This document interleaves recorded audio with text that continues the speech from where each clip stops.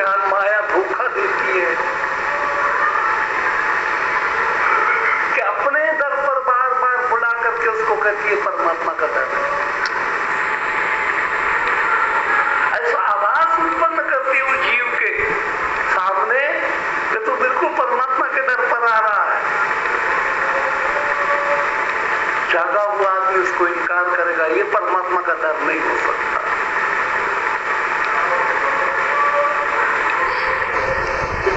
एक कहानी याद आई, ईश्वर की आवाज और शैतान की आवाज, इसकी परख करनी एक साधना का विषय, क्योंकि आवाजों में बहुत फर्क नहीं, हल्का सा फर्क होता। किसी जगह पर एक महात्मा कीर्तन करने जाते थे। महीना भर कीर्तन उन्होंने वहां कथा वगैरह की। तो आड़ोस पड़ोस के गांव के लोग, नदी बीच में थी, नदी के पल्ली तरफ का आदमी भी सुनने आते थे। पुराने जमाने में इतने ढेर सारे साधु नहीं होते थे, विरले।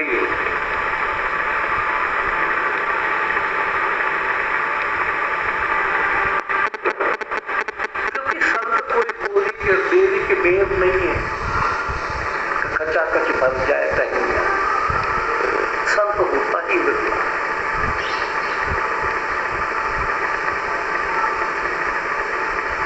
संत का बिजनेस करना और चीज है, संत की दुकानदारी करना और चीज है, संत बनना और चीज है। तो बहुत विरले होते थे, बड़े कष्ट से उनके पास जाना होता था, उनकी बातों को समझना भी आसान नहीं होता था। अब संत ऐसे नहीं होते थे कि पब्लिक को क्या पसंद होगा वो बोलेंगे।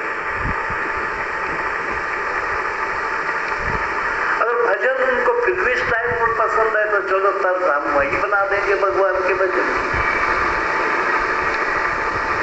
क्योंकि उसको पसंद ज्यादा करते। तो ये ऐसा संतों का बिकाऊ माल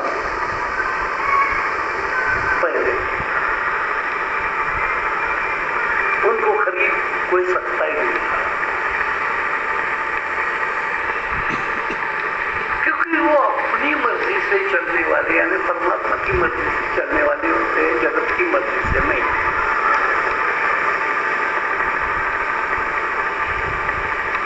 अब आप कहोगे किसी की सेहराबंदी लिख दो,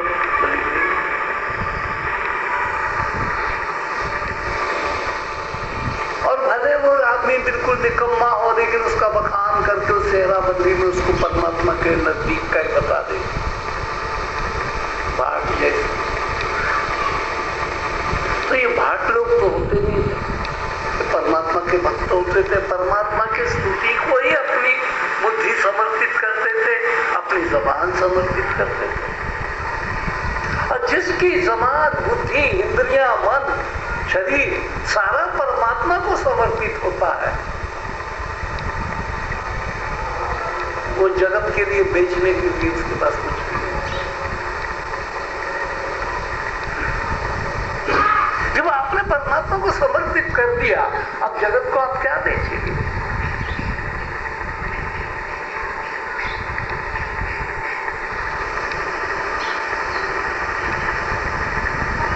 तो जब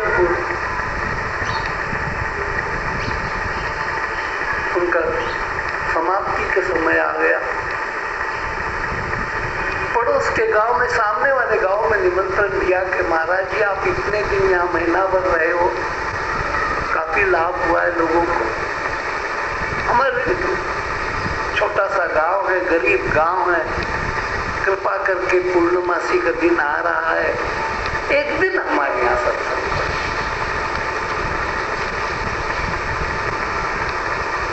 उन्होंने कहा चलो आप कहते हो, यहाँ पूर्णाहुति कर देंगे, एक दिन आपके पास आएगा।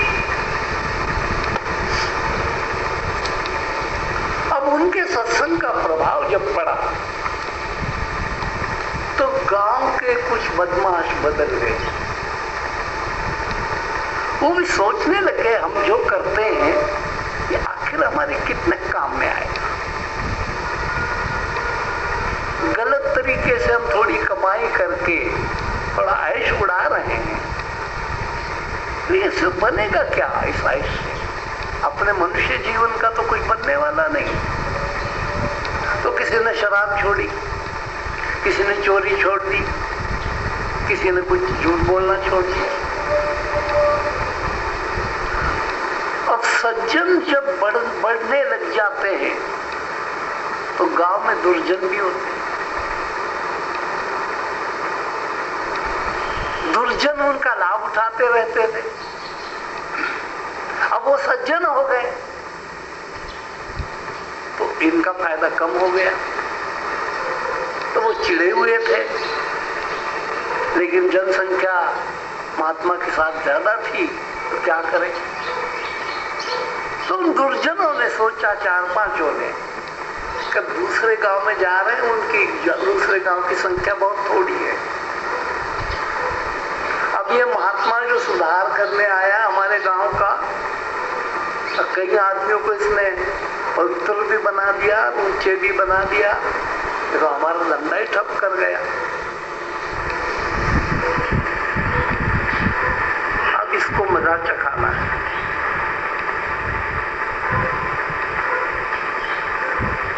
तो फिर उन्होंने कहा कि अब मैं जाता हूँ 2-3 आदमी। महात्मा जी को लोग पहुंचाने आ रहे थे तो पहुंचाने की कोई जरूरत नहीं। जैसे महात्मा जी जाने को निकले, नदी पार करनी थी नौका से, पीछे पीछे गए, बाबा जी आप दूसरे गांव में जा रहे हो, वहां भी आपने व्याख्यान करना है, उपदेश करना है ना, हम भी आपके साथ आते हैं। तो इन्होंने कहा 2-4 आदमी तो साथ आ रहे हैं, बाकी वो कहा क्या सब लोगों की जरूरत है, आप बैठो, ये मेरे साथ है। तो 4-5 आदमी नौका में चढ़ गए। नौका वाले को आवाज लगाई कि स्वामी जी ने पार जाना है भाई, और हम भी उनके शिष्य हैं, हमको भी साथ ले चलना। स्वामी जी बैठे अंदर। नौका वाला जानता था, नौका वाला धीरे से कान में कहता है कि महात्मा जी इनके साथ आप नौका में न बैठो, ये तो ठग लोग हैं उस गांव के। तो हमको क्या ठग लेंगे, हमारा क्या लेना देना, बैठने दो, या तो आपको मैं पहुंचा करके आता हूँ फिर इनको। तो कि नहीं हम इनके शिष्य हैं, हमको भी इनके साथ ही जाना। नौका में बैठ गए। नौका में बैठने के बाद काफी नदी लंबी थी, जाना यात्रा थोड़ी, इनका बीच में प्रार्थना का समय हो गया। लेकिन भाई मैं थोड़ा सा ध्यान कर लूं भगवान का। चारों आदमी आपस में मुंह में देखते हैं कि देखो तो ये ध्यान क्या होता है, तो हमने कभी देखा ही नहीं। चलो महाराज ये आप ध्यान ध्यान क्या कहते हो, कर लो, हम भी देख लेंगे कि ध्यान क्या होता है। तो अपने ध्यान में मस्त हो। जब ये ध्यान में डूब गया, इनको चाहिए, इनको सताना था, इनका मजाक करना था, अपमान करना था, वो चांस गया। वो तो शांत होकर के बैठे। फिर भी किसी ने उनकी माला ले ली, अपने गले में डाल दी। उनका अंगोछा था, किसी ने अपने सिर पर बांध दिया। उनकी जूती उतार ली, अपने पैरों में डाल दी। और हिला हिला करके चारों ने कहा पापा जी अब ये ध्यान में तो गांव सामने का आ जाएगा, हमने जो आपका मखौल करना है, मजाक करना है, कहो हमको 4 मिलेगा टाइम, मेरी ध्यान तोड़ दो और हमारे जवाब दे दो। उनको काफी सताने लग गए। किसी ने 2-3 चुटकियां भरी, किसी ने 2-3 तमाचे लगाए। ऐसे में वाणी सुनाई पड़ी, महात्मा जी, बोल भक्त तेरा, तेरे को इतने सता रहे लोग,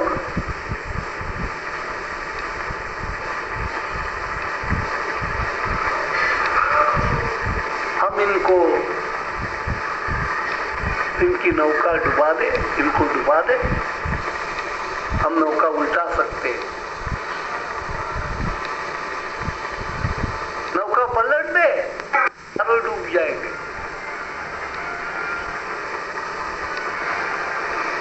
स्वामी जी शैतान की और भगवान के बीच, भाषण के बीच में, व्याख्यान के बीच में, वाणी के बीच में कितना फर्क है बारीकी से जान।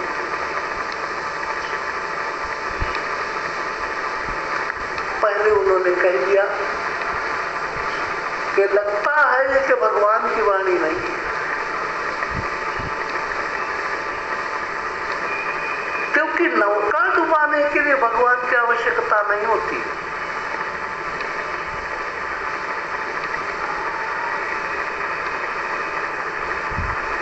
परमात्मा का काम बुद्धि तब्दील करने का होता है, नौका को पलटने का नहीं। कुबुद्धि को पलट करके सुबुद्धि में ले जाने का काम परमात्मा का होता है। इसलिए आप परमात्मा के नाम पर तो बोल रहे हो, लेकिन आपकी वाणी परमात्मा की नहीं है, वाणी शैतान की है। और मेरे को पहचान करवाते हो कि मैं परमात्मा तेरे को पूछ रहा हूं, मेरे भगत, मैं तेरा ऐसा कर सकता हूं तेरे लिए? इस वाणी पर मैं विश्वास नहीं करता। भगवान के नाम पर यह शैतान की वाणी है। क्योंकि नौका पलटाने के लिए आपकी क्या जरूरत है? भगवान ये तो ये बुढ़े ही पलटा सकते हैं नौका पलटना। किसी की नौका पलट देना, डुबा देना, खत्म कर देना, मार देना, आग लगा देना, नाश कर देना, इसके लिए सज्जन की क्या जरूरत है? किसी का पतन करने के लिए सज्जन की क्या जरूरत है? जो पतित होगा उसका उद्धार करने के लिए सज्जन की जरूरत। और परमात्मा तो परम सज्जन होता है। इसलिए मैं समझ गया हूं कि वाणी भगवान की नहीं है, शैतान। अब वो चारों ने सब सारी संवाद सुन लिया। कहते देखो, इसको भगवान पूछ रहा था कि इनको डुबा दूं, और ये ना कह रहा है। देखो हम कितने नीच है और ये कितना ऊंचा है। और उन्होंने उसको अपना गुरु मान करके उसको छोड़ दिया। बदला लेना परमात्मा के भक्त का नियम नहीं, बोध देना और बदला लेने में बहुत फर्क है।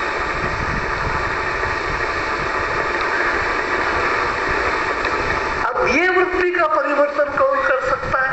जब ईश्वर के चौखट पर जो जाएगा। आगे भाई, तू है शाम मेरा, मैं दीवानी तेरी, मेरी बिगड़ी बनाना तेरा काम है। छोड़ दी मैंने कश्ती तेरे नाम पर, अब किनारे लगाना तेरा काम है। उसके नाम पर कश्ती लगाना, कश्ती यानी जो भवसागर है उसके बीच में काया।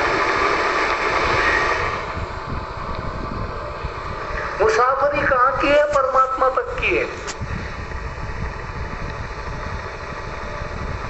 नदियां कौन सी, सागर कौन सा? तो भवसागर।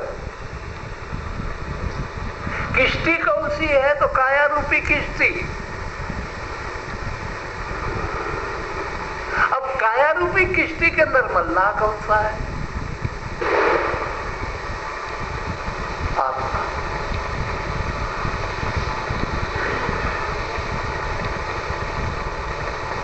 उस आत्मा को ये काया रूपी किश्ती जब आप सौंप देते हैं, तब ठीक ठिकाने पर वो किश्ती ले जाता है। इसलिए पहली खोज मल्लाह की खोज है कि मल्लाह कहाँ है, इस काया के अंदर मल्लाह कहाँ है। जो झूठ के, बेईमानी के, अनेक प्रकार के विकारों के तूफानों से बाहर निकालता है, वो मल्ला किधर रहता है? और वो मल्ला श्याम है, अदृश्य है, दिखाई नहीं, अंधेरे में छुपा हुआ।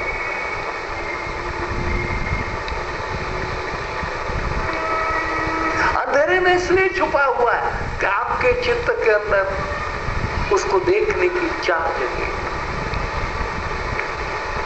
जो चीज प्राप्त नहीं होती उसकी प्राप्त होती, उसकी चाह नहीं होती।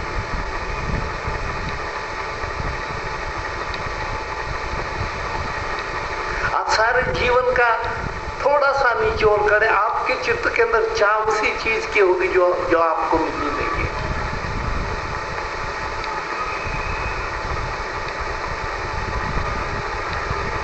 जवान हो जाते हो, फिर आपकी पत्नी की चाह जाग जाती है, क्योंकि पत्नी आपको मिली नहीं। फिर पत्नी के बाद आपको बच्चे की चाह हो जाती है, क्योंकि वो मिला नहीं। अभाव का चाह होती है, जो प्राप्त है उसकी चाह तो कोई नहीं होती।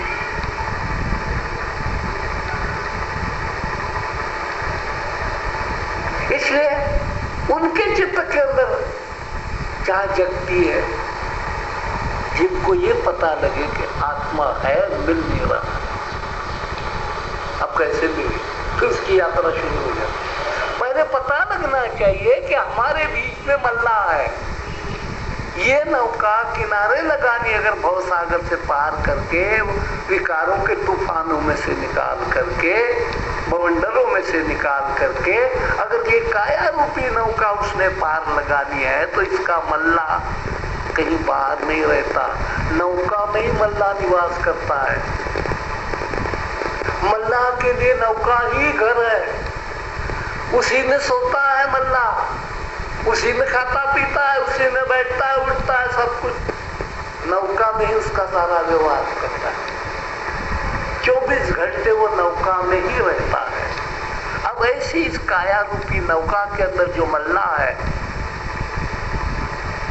वो अगर समझ में आ गया तो आप दूसरे की शरण में क्यों जाओ? उस मल्ला की शरण में जाओ।